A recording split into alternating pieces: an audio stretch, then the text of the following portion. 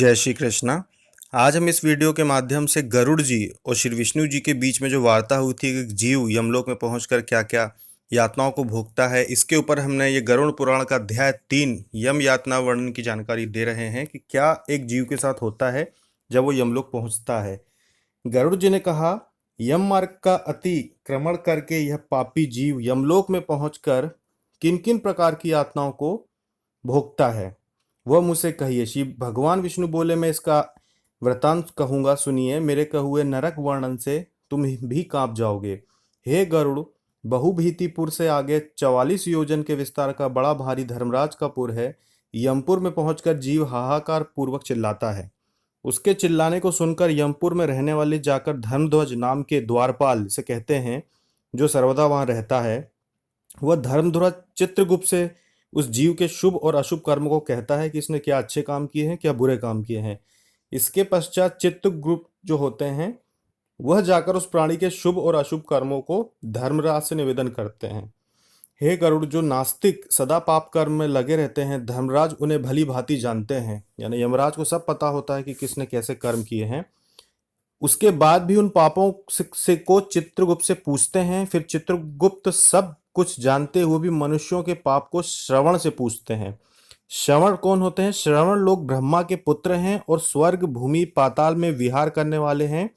उनको दूर से सुनने और देखने का विशेष ज्ञान होता है।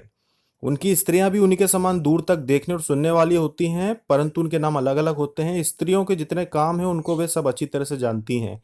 वे सब श्रवण और श्रवणी मनुष्यों के छिपे हुए कर्मों को, प्रकट किए हुए कर्मों को, कही हुई बातों को और किए हुए कर्मों को वे सब कुछ चित्रगुप्त से कहते रहते हैं। धर्मराज के दूत मनुष्यों के मन, वचन और शरीर से किए हुए शुभ अशुभ संपूर्ण कर्मों को भली भांति जानते हैं।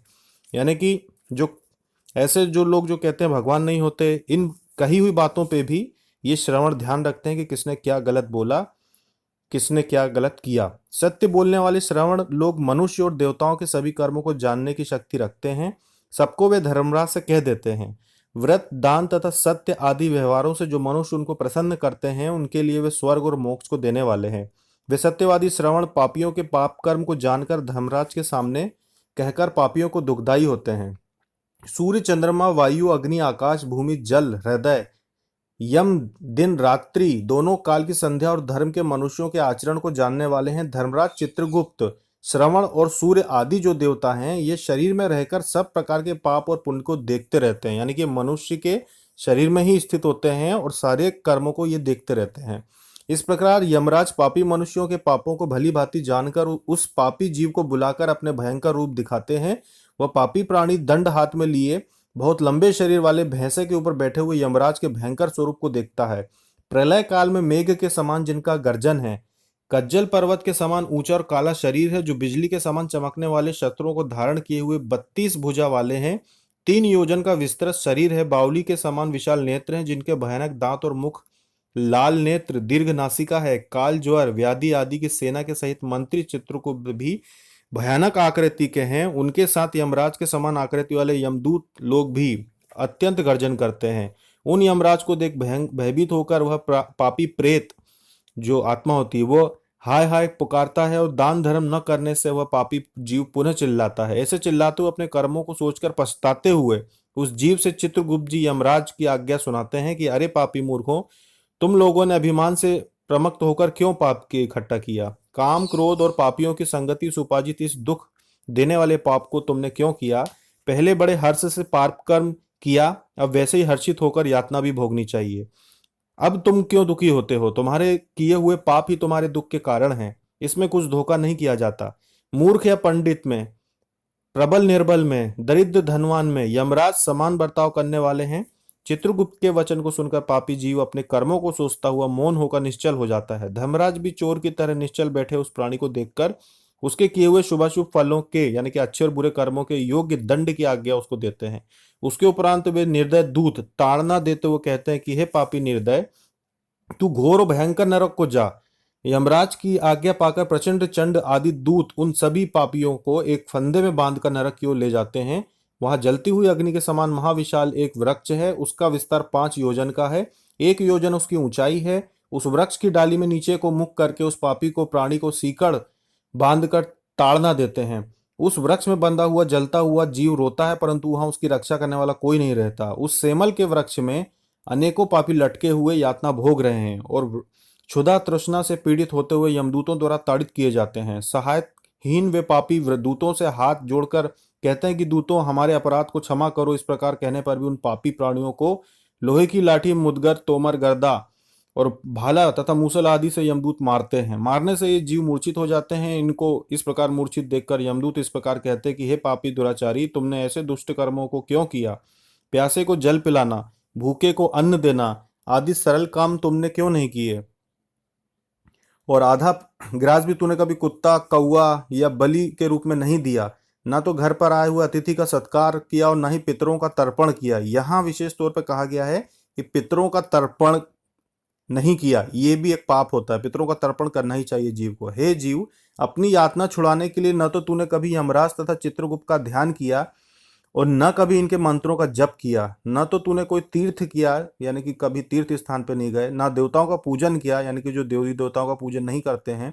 गृहस्थाश्रम में रहते हुए भी तूने कभी अन्नदान नहीं किया, यानी कि अन्नदान भी करना चाहिए, जिससे तेरी यातना न हो। न तो तूने साधुओं की सेवा की, इससे अपने कर्मों के फलों को भोग। जिस कारण तूने अधर्म को संचित किया है, इसलिए यमराज की आज्ञा से दंड भोगो।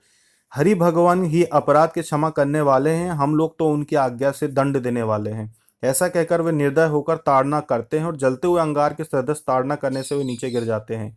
उनके गिरने से पत्तों द्वारा शरीर फट जाता है और उन जीवों को वृक्ष के नीचे रहने वाले कुत्ते खाते हैं। इससे वे पापी रोते हैं। रोते हुए उस जीव के मुख में धूली भर के रस्सियों में बांधकर मुदगरों से मारते और शूलों से ताड़ना देते हैं। इसके बाद जैसे काष्ठ चीरा जाता है, यानी कि जैसे लकड़ी को चीरा जाता है, वैसे किसी पापी के आरा से चीरकर दो भाग किए जाते हैं।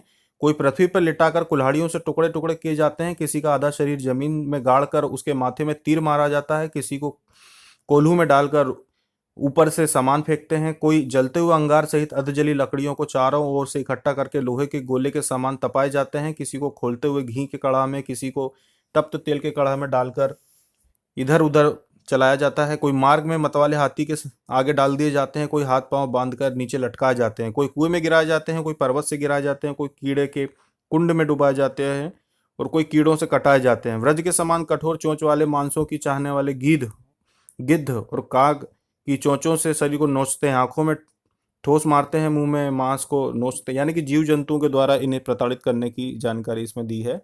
के दूत इस प्रकार उन पापियों को ताड़ना देकर यम की आज्ञा से अंधता, मिस्र आदि नरकों में डाल देते हैं। नरकों में तो अनेक प्रकार के दुख भोगने ही पड़ते हैं, परंतु सेमल वृक्ष के नीचे जो ताड़ना दी जाती है, जो तकलीफ दी जाती है, वो मुख से कहीं नहीं बनती। हे गरुड़, 84 लाख नरक हैं। ये स्वयं भगवान विष्णु कह रहे हैं कि हे गरुड़, 84 लाख नरक हैं।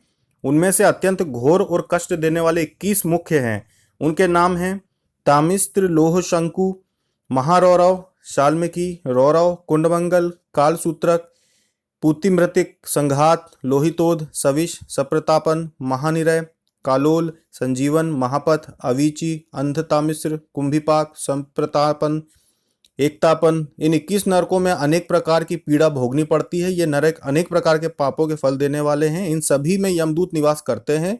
इन नरकों में पड़े अज्ञानी, पापी, अधर्मी उन नरकों की यातना को कल्पांत तक भोगते हैं, यानी कि इसकी कोई सीमा नहीं कब तक भोगते हैं। ये जो अमिस्त्र, अंधता मिस्त्र और रौरवादिक जितने नरक हैं, उनका भोग स्त्री पुरुष के संयोग वाले पाप से भोगना पड़ता है। इस प्रकार कुटुंबियों का पालन करने वाले, कुटुंब का पालन न करना तथा अपने पेट भरने वाले पापी इस लोक में कुटुंब और देह दोनों को छोड़कर परस्पर लोक में जाकर इस प्रकार यातना द्वारा पाप का फल भोगते हैं। भोगने वाला शरीर यहीं छोड़कर 2 रूपी पाप का संबल लेकर अंधकार स्वरूप अंधतम नरक को जाते हैं। जो केवल अधर्म से ही कुटुंब पालने को उद्यत रहते हैं, वे जीव घोर अंधकार के स्थान अंधतम इस नरक को जाते हैं। जिसको मनुष्य लोक में जन्म मिलता है, वो पहले यातनाओं को भोग कर फिर पवित्र भूलोक में आता है। इसका मतलब ये जो कुटुंब वाली बात है कि कुटुंबियों को पालन नहीं करने वाले, मतलब कि अपने पुत्र पौत्रादिक, अपने बच्चे बाल बच्चों का, अपने रिश्तेदारों को पालना पोसना भी पुण्य का काम है और ये कर्तव्य करना ही चाहिए। का भरण पोषण ईमानदारी से करके उनका भरण पोषण करने वाला व्यक्ति पुण्यवान होता है, और जो बेईमानी के पैसे से अपने परिवार का भरण पोषण करता है, उसको भी इन नरकों में बहुत यातना भोगनी पड़ती है। यह जो जानकारी थी, ये अध्याय 3 गरुड़ पुराण की जानकारी दी है आपको। यहाँ से हिंदी में इसमें मंत्र नहीं बोले गए हैं, सिर्फ हिंदी में आपको इसका जो विस्तार है वो बताया गया है। अन्य जो अध्याय हैं गरुड़ पुराण के, उन पर भी आप, अगर आप लोग कमेंट्स में या फिर व्हाट्सएप पे अगर आप कहते हैं कि आपको गरुड़ पुराण सुनने में अच्छा लगा और आप और भी जानकारी चाहते हैं गरुड़ पुराण की कि किस तरह से यातनाएं दी जाती हैं और कौन कौन से कर्म मनुष्य को करना चाहिए, तो आपको वो भी वीडियो बना के हम गरुड़ पुराण के ऊपर पितृपक्ष के मौके पर आपको हम दे सकते हैं। पढ़ना और सुनना भी पुण्य माना जाता है। गरुड़ पुराण जो सुनता है उसका जो ज्ञान है वो बढ़ता है और जीवन की जो मोह माया है उससे वो ऊपर उठ जाता है। तो इसको पढ़ना सुनना सभी पुण्य का कार्य करता है और आपको इस श्लोक और दूसरे लोगों की जानकारी को समझने में भी सहायता करता है। जय श्री कृष्णा।